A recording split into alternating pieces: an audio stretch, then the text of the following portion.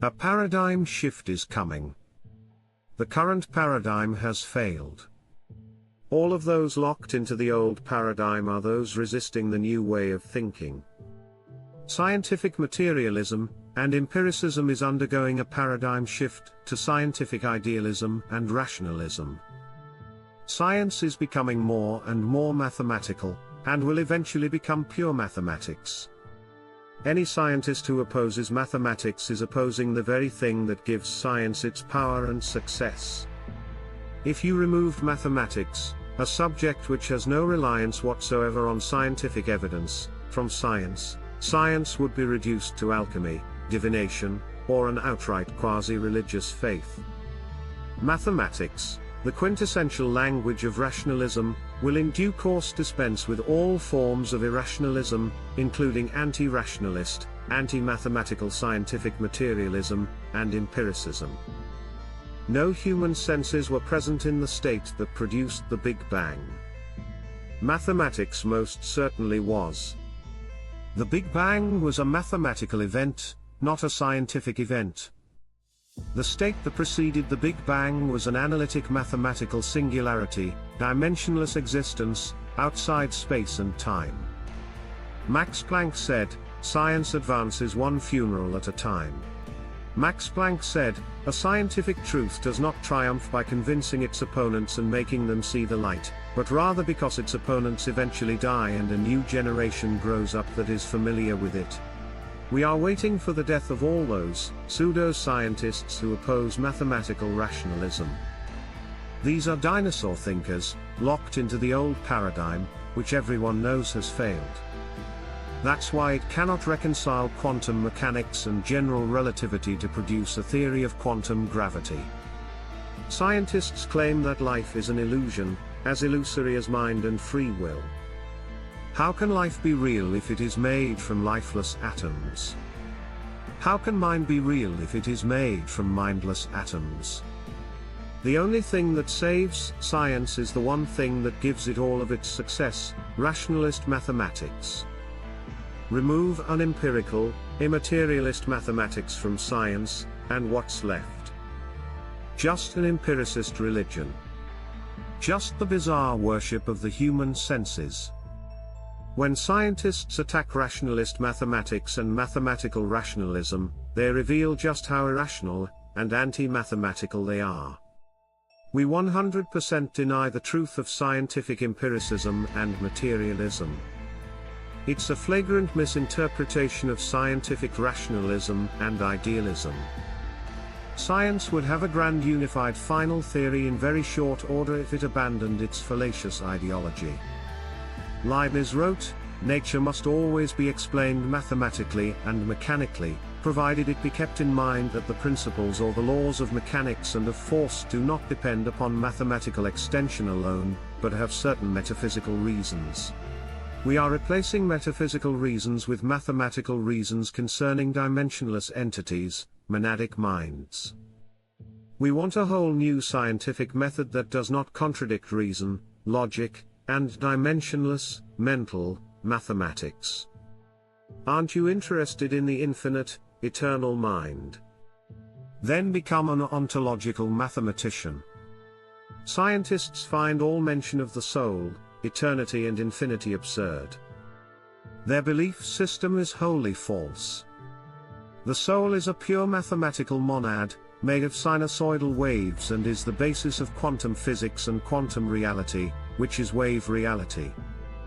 And wave reality is mental reality, not physical. Scientists have no clue what they are saying. They have never thought about it, and they have never been challenged by rationalists and mathematicians, only by absurd theists and New Agers. The soul has a completely rational, mathematical definition. It is a collection of all possible flowing points following the circular trajectory defined by Euler's formula, generating all possible frequencies. The mind, the soul, is a net zero. It contains all possible frequencies, yet is zero in total. It's a frequency singularity, a self-contained, autonomous, eternal Fourier frequency domain. It is both a something and a nothing, exactly as the whole universe is. The universe is full of things, yet its overall energy is zero. Some scientists talk about a free lunch universe. There's nothing free about it in the sense of a universe popping out of non-existence, out of nothing at all, as science so irrationally claims. The universe is made of eternal mathematical energy, but this energy balances to precisely zero, the compulsory ground state energy of the universe. The universe, made of mathematical monadic minds, singularities, is both something and nothing. Philosophers have asked why there is something rather than nothing. In fact, there is something purely because, mathematically, something can also be nothing. If this weren't true, the universe could not exist. There is a sufficient reason why a non-zero universe cannot exist: it requires something. A zero universe does not. Nothing can prevent nothing from existing precisely because nothing requires nothing. To make a non-zero universe, you would need to create net positive energy out of nothing, a violation of the law of conservation of energy, and a logical impossibility. Science rejects the principle of sufficient reason, the PSR, hence is a formally rationalist system. It tries to give reasons why the PSR is wrong, which is an absurd, self-defeating act. If the PSR is false, any so-called rational arguments deployed against it are automatically false too. Sadly, because science is based on empiricism, and not rationalism, it often seeks to use empirical reasons, actually misinterpretations, conjectures, speculative opinions, or dogmatic beliefs, to attack rationalism, while failing to see that such an exercise is demented and doomed. Science can't explain what mathematics is. Science would be 100% useless if mathematics were entirely removed from it.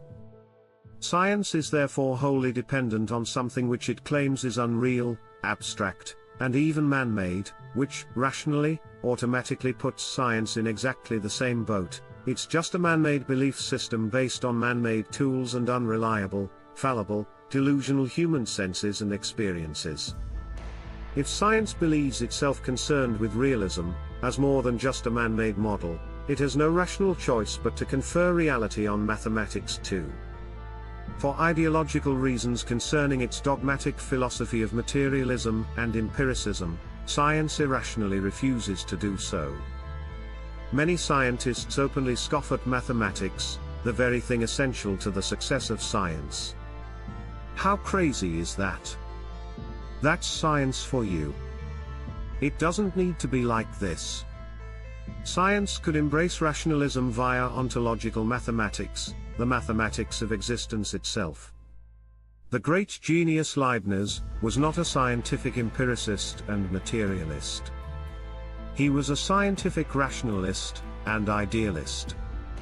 Science must adopt a Leibnizian path if it wishes to address ultimate truths beyond the reach of the human senses, human instruments and human experiences, but not beyond the reach of reason and logic. If Leibniz were around today, he would be getting trolled on Facebook by followers of scientism, prattling on about the lack of sensory evidence for monads, and missing the point entirely. Light is not made out of any material substance. Nothing material can be accelerated to light speed and thereby become light. Light is therefore, by definition, outside the materialist paradigm. It is that which matter can never become in space-time. Light is wholly immaterial. Scientists refuse to attribute a separate ontology to light. That's their critical error. That's what Einstein's two postulates in his special theory of relativity failed to consider, thus undermining his entire theory.